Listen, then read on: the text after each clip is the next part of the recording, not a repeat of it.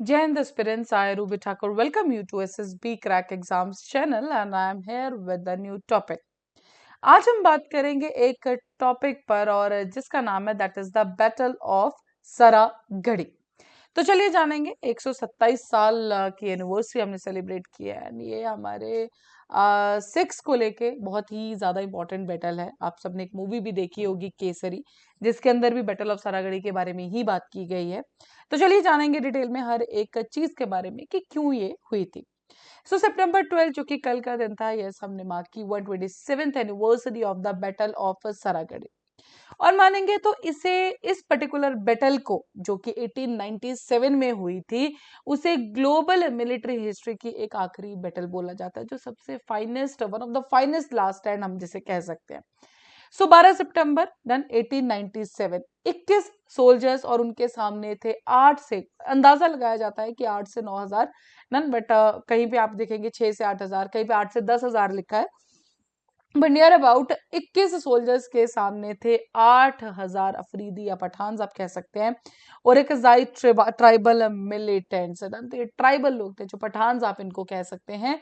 इन्होंने इस पर्टिकुलर, तो एक तरफ ये थे और एक तरफ हमारे ये सिख, 21 लोग ये थे। बट एक और इंसान जो कि 22वां इंसान था हमारी तरफ से, जो कि सिख रेजिमेंट के साथ था, दाद, उसके बारे में भी जानेंगे हम लास्ट में कि कौन था। हालांकि इनको कोई भी इस तरह का ऑनर नहीं दिया गया, बट इन्होंने भी जो है बहुत ही ब्रेवरी से इन्होंने वहां पे लड़ाई की थी। सो फोर्ट फॉर 7 आवर्स, तो 7 घंटे तक ये सब जो ये फोर्ट था उसको होल्ड किया था। डन।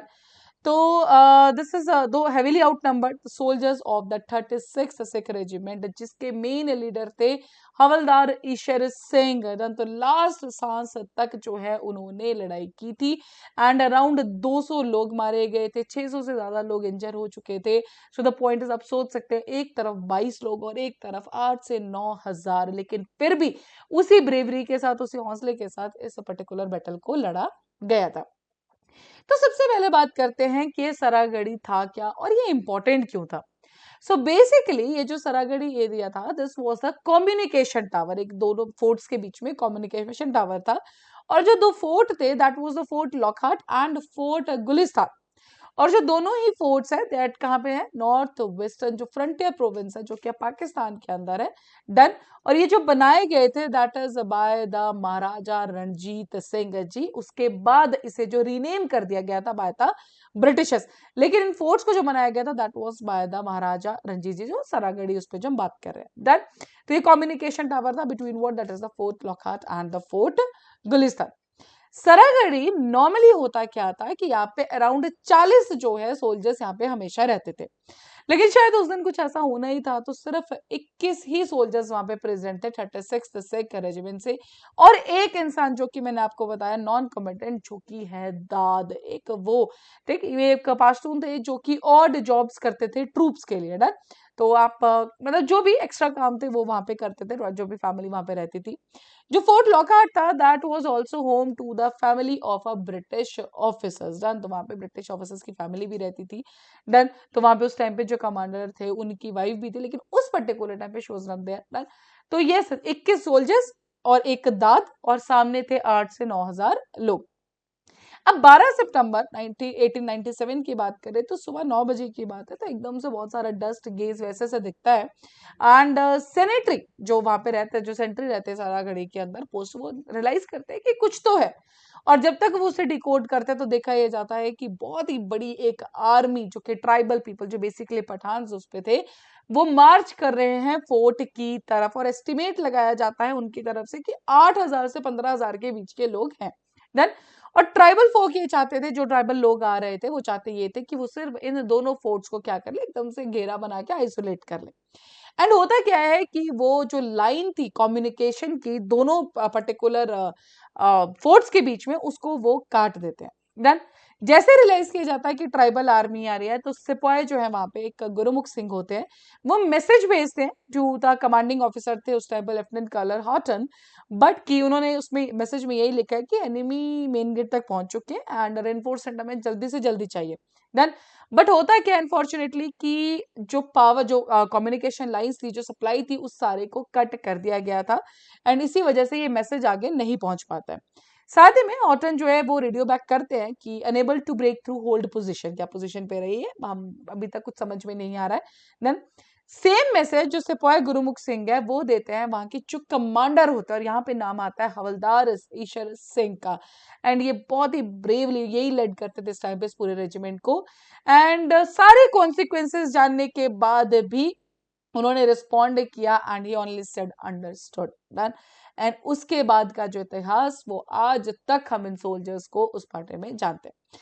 वहां पे प्रेजेंट हर एक सोल्जर जो कि 36 रेजिमेंट की तरफ से था, उन सबको पता था कि आज उनका आखिरी दिन है। बट देन ऑल्सो ना वो डरे ना कुछ, पूरी ब्रेवरी के साथ लास्ट ब्रेथ तक वो लड़े हैं।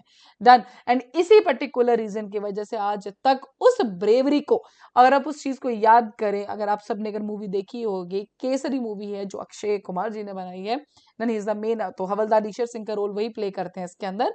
सो जस्ट वॉच एटलीस्ट, मतलब उतना रियल हम उस पर नहीं उसको देख सकते हैं, बट एक नॉर्मल अगर आप फील देखेंगे तो yes you will get particular thing. That माना ये जाता है कि जो बैटल ऑफ असरागढ़ है वो कहीं ना कहीं जो ब्रिटिश इंटरवेंशन हुआ था, जो चित्राल का इशू था उस पर्टिकुलर टाइम पे नॉर्थ वेस्टर्न रीजन के अंदर, तो उस इंटरवेंशन की वजह से जो सरागढ़ी के ऊपर हुआ वो एक उसका नतीजा भी हो सकता है। डन। सो हालांकि बहुत सारे लोग मारे गए, हालांकि ये जो हमारे खुद के सोल्जर्स थे। Done. But the thing was बहुत ब्रेवरी, 21 आप खुद अंदाजा लगा सकते हैं, एक तरफ 21 लोग और एक तरफ 8,000 लोग भी मैं बोलती हूँ, तो भी आप सोच सकते हैं वो बैटल किस, लेकिन बहुत ही फियर्सफुली वहां पे फाइट की गई थी। बात करें हवलदार ईशर सिंह के बारे में, सो इनका जो जन्म हुआ था that was in the Jagraon, एक विलेज के पास। एंड पंजाब फ्रंटियर फोर्स इन्होंने उसके बाद ज्वाइन की। 1887 में इनको 36 सिख रेजिमेंट के अंदर ड्राफ्ट कर दिया गया।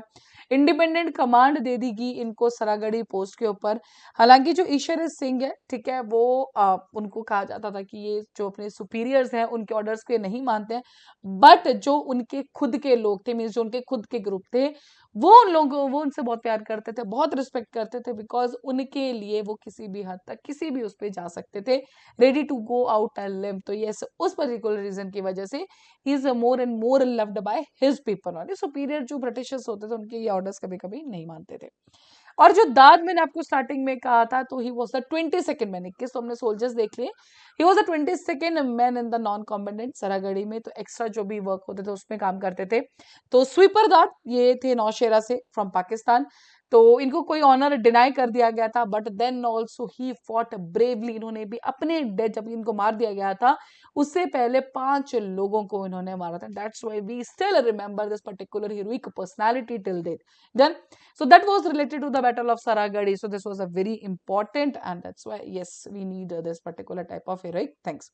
So अभी आपकी स्क्रीन पे है SSB इंटरव्यू के कोर्सेज, हर महीने बैचेस बैठकर ज्वाइन कर सकते हैं। साथ ही we are having the courses for NDA CDS AFCAT, you can enrol in this particular courses.